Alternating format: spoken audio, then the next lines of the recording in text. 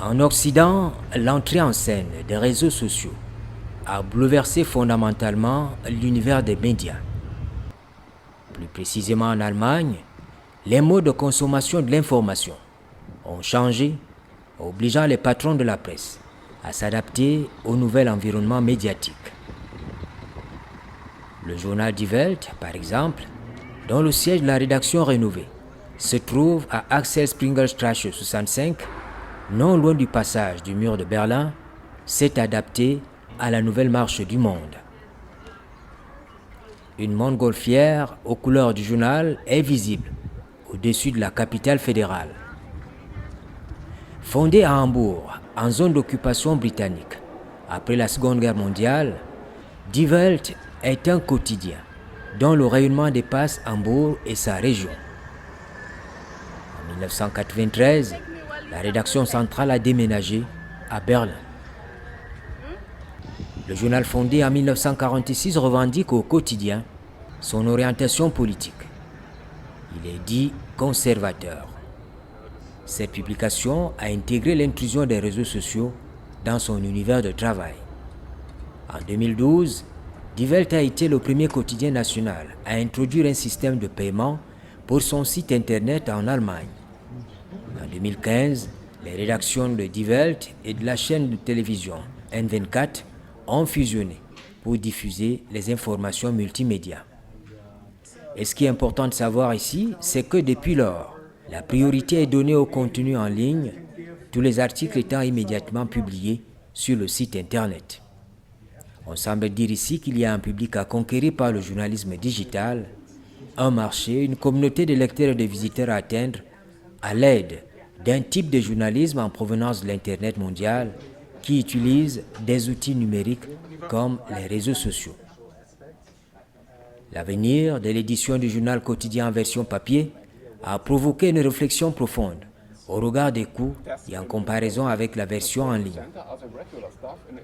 En Occident et en Allemagne précisément, le data journalisme au journalisme numérique est en position de tête, à la première place de la grille des nouveaux médias.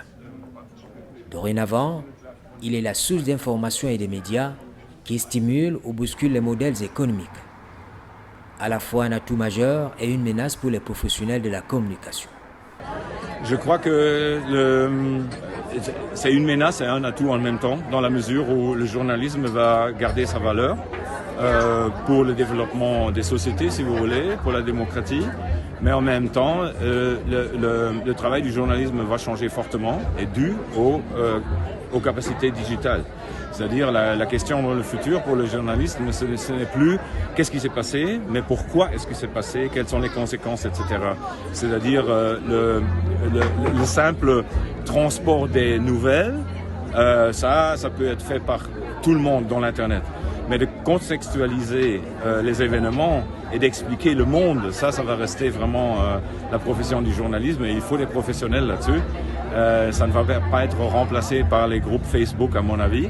Sauf que les médias et les journalistes, ils doivent vraiment se dépêcher à apprendre le nouveau rôle et à maîtriser les nouveaux techniques. Et ça, c'est un vrai défi pour tout le monde à l'échelle globale. Mais le journalisme va survivre, mais il va y avoir une transformation énorme. Les réseaux sociaux provoquent de nombreuses transformations tant dans la forme que dans le fond. Comme l'indique l'agence de communication Jimmy Brown, l'innovation technologique a permis la distribution de masse des nouvelles et des informations en large public. Dorénavant, elle donne ce pouvoir à des individus grâce à l'accès aux nouvelles technologies mobiles. En temps réel, un très grand nombre d'humains possèdent un objet connecté sur un téléphone portable ou sur une tablette. Le journalisme numérique est aussi, poursuit Jimmy Brown, la création d'un nouveau paysage médiatique du XXIe siècle avec de faibles barrières. En effet, les technologies de réseau informatique et les genres d'écriture des actualités comme sur les blogs modifient totalement les approches. Il est maintenant possible de diffuser plus rapidement.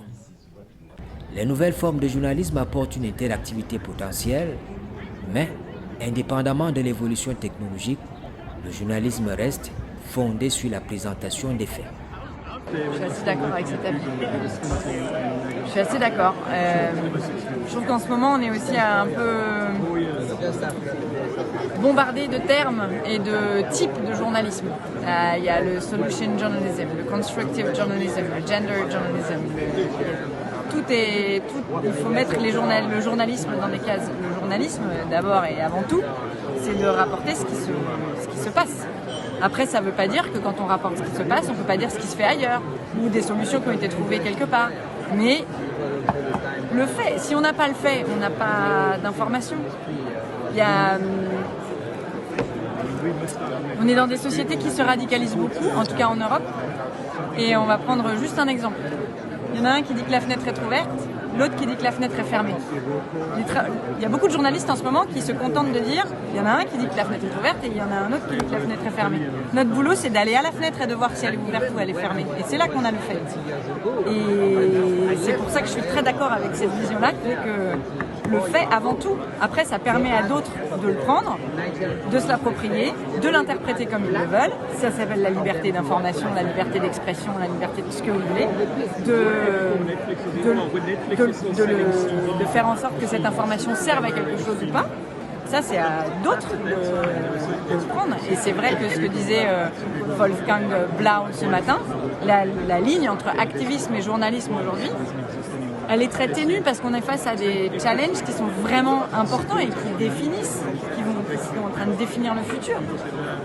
Mais ça a toujours été comme ça. On a toujours dit que le journaliste était témoin de l'histoire de demain.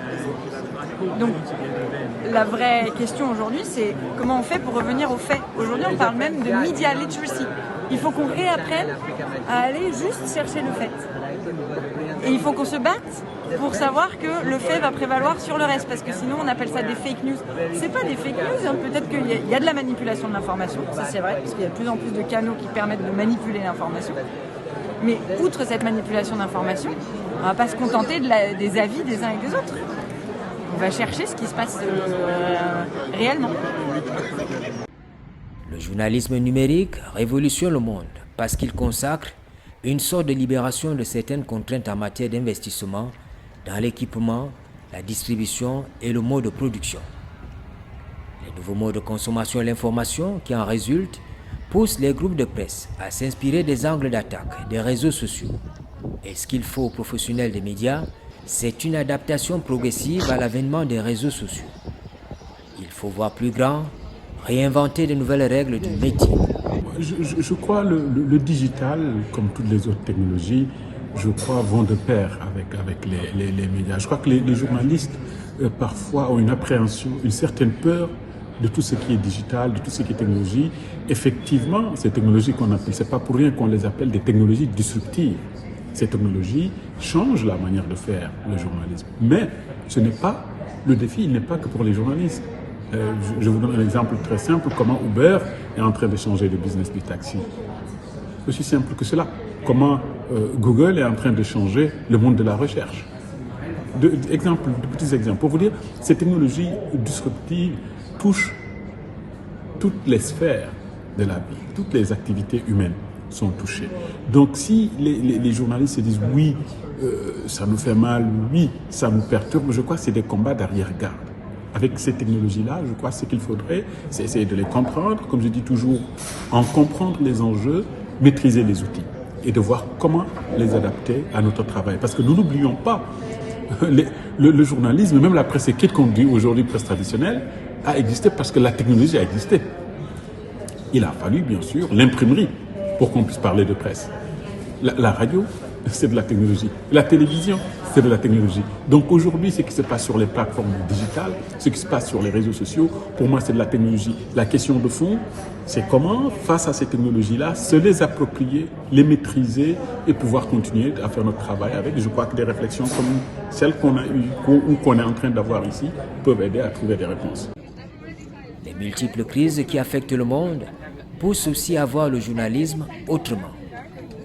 Jimmy Brown estime qu'il est probable que la nature exacte et le rôle du journalisme numérique ou digital se redéfinissent au même titre que les usages des technologies et les foisonnements futurs en matière de traitement de l'information.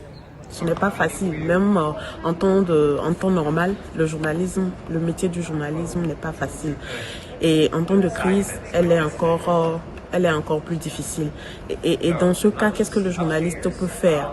C'est demander donc la contribution de tous les acteurs. C'est vrai que les politiques, par exemple, ne rendront pas la tâche facile aux journalistes. Et c'est vrai aussi que les populations attendront plus des journalistes. Et dans ce cas, le journaliste est partagé entre les populations et les politiques. Ce qu'il faut faire et ce qu'on a l'habitude de faire, c'est rétablir les faits tels qu'ils se présentent. Et maintenant, s'il y a de commentaires à faire, il faut aussi voir l'environnement dans lequel l'on vit, savoir comment les réactions peuvent venir. Et la finalité, c'est toujours contribuer donc à l'apaisement, contribuer à ce que le calme revienne.